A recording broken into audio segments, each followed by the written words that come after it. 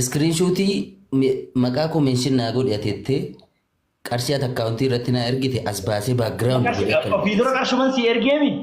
Garuu amma si oliin feemasiidha. Wanni guddaan la addunyaa kana irratti maali beektaa? Qarshii sirra qabaachuu gaafa sillee ragaa baate tokko je. Feemasummaa akka ati na dura feemasa turte hime lama dhaggeeffadhaa ishii si warree kabajamoon kun. Arraa anatu sarra feemasas qarshiinis humnaanis feemasummaanis wakiishaanis woofeetanis dhabaa. Darsa. Eegni feemasi maan. Feemasi maan. Eegni feemasi maan. Adama walloltani qoy Alex maa. By the way, osoo Oromoo listen haada dhagaye. Oromoo ajandaa awwaardii yoo jiraate waggaa 3 dabre anaaf fudhata ture. No. Feemasiin hiikni isaa maali? Feemasiin hiikni isaa moo?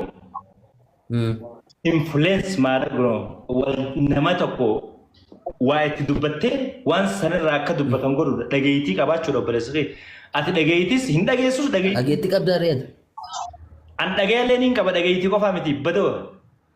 Eenyu faa biratti dhageettii qabda? Ijoollee TikTok irraati, Facebook irraa biratti waa ajandaa ta'uun dhageetti. Influencer jechuun bar akka biyyaalessaatti akka addunyaatti nama waa ati gabbuu himee jijjiirama maal dubbattee jijjiirama fiddee beektaa? Okkote.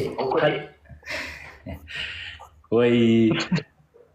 Isin maa waliin galan. Mee dubbiin kee jijjiirama inni fidee beeku natti himi. Jijjiirama moo? Jijjiirama inni fidee beeku tokkoof lama mitaatu ni beektaa. Qoy qaamaan walitti dhufnee dubbachuu maaluma takka kana si. Qaamaan dhufe mana fuullee kootu naan jettee harabbiin na shaahidaa dhufeen si dhabeera. Wallaahi wabillaahi uqsum billaahi. Alla gurbaan kun inguma kijiba. Akkamitti nama isaa isin duratti fuullee asirra fidaagachaa. Mana fuulleen jira jee lokeeshina naa erge. Wallaahi dhiira ani dhiira argeera. Dhiisi amma akka dhiiratti asirratti naasuuf dubartiin taa'ee. Dhiira atalaa akka keetii siicoo takka argeen beeku. Maayilli atalaan. Aqalatti. Yaa kun cilfaa maal godhatta?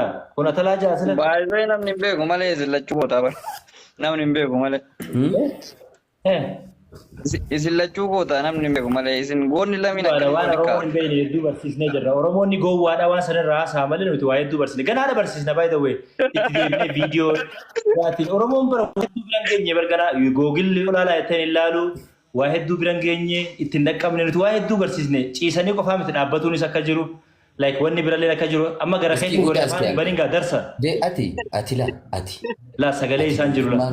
Gootummaan kee wanti sitti hawwisu wanti guddummaa kee sitti mul'isu koomentii baay'ee namni sii kennu laayikii baay'ee namni sii kennu akka influensaraatti of ilaalta sii galee soo ziga አይመጥንም ati faaxees anis gurbaan kun የተማርን ሰዎች ነን የማይሞች ሰፈር ዲስክ አንተ ይውጣልን አረፋቴ ጋይስ ሀከዳ ወረቀረ ለሞተ ማይሚን ሄድዛ ዘዛ ማይም ሰፈር አችቲ ለከነት ሶዳተን አረ ቀልዲን ከዘንደስ ነው ማለት ማለት ወልፍጠኒማ